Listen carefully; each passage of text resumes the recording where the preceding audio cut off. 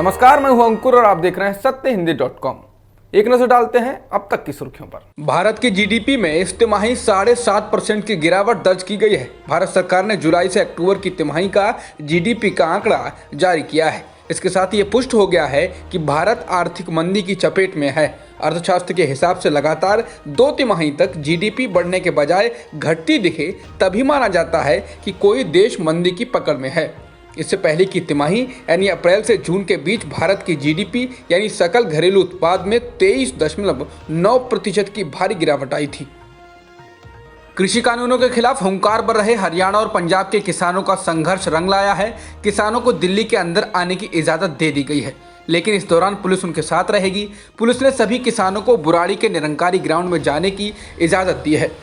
हालांकि खबर यह भी आ रही है कि किसानों ने बुराड़ी जाने से इनकार कर दिया है और सिंघू बॉर्डर पर ही डटे हुए हैं। किसानों का कहना है कि अगर हम बुराड़ी मैदान में बैठ गए तो सरकार मांगे नहीं मानेगी, क्योंकि हम लोग महीनों से ट्रैक पर बैठे हैं, किसी ने नहीं सुना।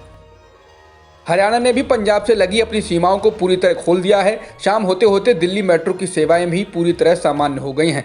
हालांकि शहर के बॉर्डर पर ऊहापोह की स्थिति है। कहीं पुलिस खुद किसानों को रूट दिखा रही है तो कहीं प्रदर्शनकारी कंफ्यूज दिख रहे हैं, उन्हें कहां और कैसे जाना है।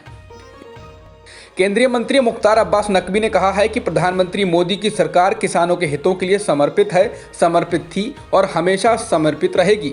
उनका कहना है कि अगर किसानों को कुछ भी भ्रम है तो सरकार के दरवाजे बातचीत के लिए हमेशा खुले हैं। हमने कांग्रेस की तरह नो एंट्री का बोर्ड नहीं लगाया है। इससे पहले भारत के कृषि मंत्री नरेंद्र सिंह तोमर ने कहा था कि नए कृषि कानूनों से किसानों के जीवन में क्रांतिकारी बदलाव आएंगे। हमने सभी किसान यूनियनों को बातचीत के लिए 3 दिसंबर को बुलाया है। हरियाणा प्रशासन की ओर से किसानों को रोकने के लिए वाटर कैनन और आंसू गैस के इस्तेमाल के बीच अब प्रदेश के मुख्यमंत्री मनोहर लाल खट्टर ने ट्वीट कर किसानों से आंदोलन न करने की अपील की। उन्होंने ट्वीट में लिखा है, केंद्र सरकार बातचीत के लिए हमेशा तैयार है।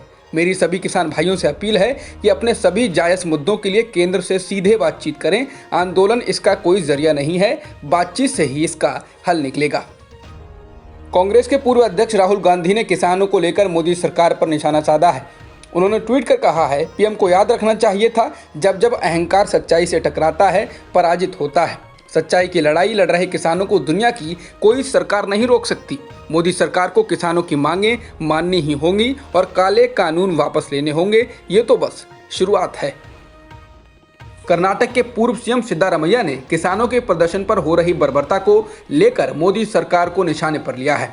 उन्होंने ट्वीट कर लिखा है, जब पूरा किसान समुदाय इन नए कृषि कानूनों के खिलाफ है तो सरकार इन कानूनों को बनाए क्यों रखना चाहती है? क्या पूंजीपतियों के हित किसानों की जिंदगी से अधिक महत्वपूर्ण है? पश्चिम बंगाल में अगले साल की शुरुआत में विधानसभा के चुनाव होने हैं। इससे पहले मुख्यमंत्री ममता बनर्जी की पार्टी तृणमूल कांग्रेस को बड़ा झटका लगा है। टीएमसी पार्टी के नेता शुभेंदु अधिकारी ने शुक्रवार को मंत्री पद से इस्तीफा दे दिया है। शुभेंदु अधिकारी ममता सरकार में परिवहन मंत्री के पद पर तैनात थे। उन्होंने काफ़ी दिनों से बगावती रुख अपना रखा था। वो लंबे अरसे से राज्य कैबिनेट की बैठक में शामिल नहीं हो रहे थे और अपनी जनसभाओं में ना तो पार्टी के झंडे का प्रयोग कर रहे थे और ना ही मुख्यमंत्री व पार्टी अध्यक्ष ममता बनर्जी की तस्वीरों का। अब कयास लगाए जा रहे हैं कि वो पार्टी छोड़कर बीजेपी में शामिल हो सकते हैं। बिहार विधानसभा के अंदर राज्यपाल फागू चौहान के अभिभाषण पर चर्चा के दौरान मुख्यमंत्री नीतीश कुमार नेता प्रतिपक्ष तेजस्वी यादव पर आग बबूला हो गए। तेजस्वी यादव पर हमला करते हुए नीतीश कुमार ने कहा कि उनके भाई जैसे दोस्त का बेटा है, इसी वजह से वह उनको सुनते रहते हैं। दरअसल नेता प्रतिपक्ष तेजस्वी यादव ने सदन में बोलते हुए मुख्यमंत्री नीतीश कुमार पर जमकर निशाना साधा और उन पर आरोप लगाया कि वे 1991 में हुई एक हत्या के मामले में शामिल हैं। तेजस्वी ने नीतीश के ऊपर कंटेंट चोरी के मामले में उन पर लगे 25,000 रुपये जुर्माने का भी जिक्र करते हुए हमला बोला। इसके बाद नीतीश भड़क उठे। नीतीश कुमार गुस्से में अपनी जगह से उठे और कहा, जो बात ये बोल रहा है उसकी जांच होनी चाहिए और इसके खिलाफ कार्रवाई होगी। ये झूठ बोल रहा है, मेरे भाई समान दोस्त का बेटा है, इसीलिए मैं सुनता रहता हूँ। इसके पिता को विधायक दल का नेता किसने बनाया था, क्या उसको पता है? हम कुछ नहीं बोलते हैं, ये चार्जशीटेड है। तेजस्वी यादव ने आज सदन में चुनाव के दौरान कही गई बातों पर नीतीश कुमार को घेरा। इसमें कुछ व्यक्तिगत बातें भी थीं, जैसे उन्होंने कहा कि प्रचार के दौरान नीतीश कुमार कहते थे कि लालू यादव को 9 बच्चे हुए, कहते थे कि बेटी पर भरोसा नहीं था, बेटे के लिए 9 बच्चे हुए। तो क्या नीतीश कुमार जी को लड़की पैदा होने का डर था कि उन्होंने दूसरा बच्चा पैदा नहीं किया, जिसके बाद सदन में हंगामा हो गया। एक साल से ज्यादा समय तक हिरासत में रही जम्मू कश्मीर की पूर्व मुख्यमंत्री महबूबा मुफ्ती ने आरोप लगाया है कि उन्हें फिर से अवैध हिरासत में ले लिया गया है। उनका आरोप है कि 2 दिनों से जम्मू कश्मीर प्रशासन पुलवामा में उन्हें जाने की अनुमति नहीं दे रहा है। उनका कहना है कि वे अपनी पार्टी के पीडीपी के युवा इकाई अध्यक्ष वहीद रहमान के परिजनों से मिलना चाहती हैं। महबूबा ने कहा कि उनकी बेटी इल्तिजा को घर में नजरबंद कर दिया गया है। महबूबा मुफ्ती ने इसको लेकर ट्वीट किया है। फिल्म अभिनेत्री कंगना रनौत को बॉम्बे हाई कोर्ट ने बड़ी राहत दी है। कोर्ट ने बृहन-मुंबई नगर निगम द्वारा कंगना के बंगले को ध्वस्त करने के लिए जारी नोटिस और आदेश को रद्द कर दिया। अदालत ने कहा कि कंगना के बंगले को तोड़ने का आदेश कानूनी दुर्भावना से किया गया कार्य था। कोर्ट ने यह भी कहा कि वो कंगना द्वारा तोड़फोड़ में हुए नुकसान के बाद दिए गए बयान का समर्थन नहीं करता है, लेकिन राज्य ऐसी गैर जिम्मेदार टिप्पणियों के लिए एक नागरिक के खिलाफ दुर्भावनापूर्ण कार्रवाई नहीं कर सकता। ऐसे बयानों को नजरअंदाज किया जा सकता है। इसके साथ ही कोर्ट ने कहा कि जो भी तोड़फोड़ की गई है उसका हर्जाना बीएमसी को भरना होगा और कंगना बीएमसी से दफ्तर को दोबारा बनाने के लिए आवेदन करेंगी। सुप्रीम कोर्ट ने अर्नब गोस्वामी को बड़ी राहत देते हुए कहा कि उन्हें दी गई अंतरिम जमानत हाई कोर्ट से अर्नब की लंबित याचिका निपटाए जाने तक जारी रहेगी और अगर हाई कोर्ट ने विपरीत फैसला दिया तो भी 4 सप्ताह तक प्रोटेक्शन जारी रहेगा। सुप्रीम कोर्ट ने कहा कि अदालतों को सुनिश्चित करना चाहिए कि क्रिमिनल लॉ सताने का औजार न बन जाए। कोर्ट ने कहा कि रिपब्लिक टीवी के एडिटर अर्नब गोस्वामी पर एफआईआर में लगाए गए आत्महत्या के लिए उकसाने के आरोप पहली निगाह में नहीं ठहरते। शिवसेना के मुखपत्र सामना को दिए गए इंटरव्यू में महाराष्ट्र के मुख्यमंत्री उद्धव ठाकरे ने बीजेपी पर जमकर हमला बोला।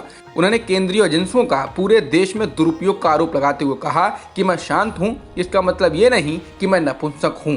परिवार पर हमले करना ये हमारी संस्कृति नहीं है। अगर वे हमारे परिवारों और बच्चों पर हमले कर रहे हैं तो उन्हें याद रखना चाहिए कि उनके भी परिवार और बच्चे हैं। सीएम ठाकरे ने कहा वो कोई धुले हुए चावल नहीं है। अगर हमने तय कर लिया तो हम उनकी खिचड़ी भी बनाना जानते हैं। ज्यादा हावी होंगे तो हाथ धोकर पीछे पड़ जाऊंगा। भारत में एक दिन में 43,000 से अधिक कोरोना संक्रमण के मामले आए हैं और 492 लोगों की जान भी गई है, जिसके साथ ही देश में कुल संक्रमितों का आंकड़ा 93,09,000 के पार हो गया है और मृतकों की संख्या 1,35,000 से ज्यादा हो चुकी है। फिलहाल एक्टिव मामले 4,55,000 से ज्यादा हैं। जॉन्स हॉपकिंस यूनिवर्सिटी के मुताबिक दुनिया में कोरोना संक्रमितों का आंकड़ा 6 करोड़ 10 लाख से अधिक हो गया है और मृतकों की संख्या 14,33,000 से ज़्यादा हो गई है।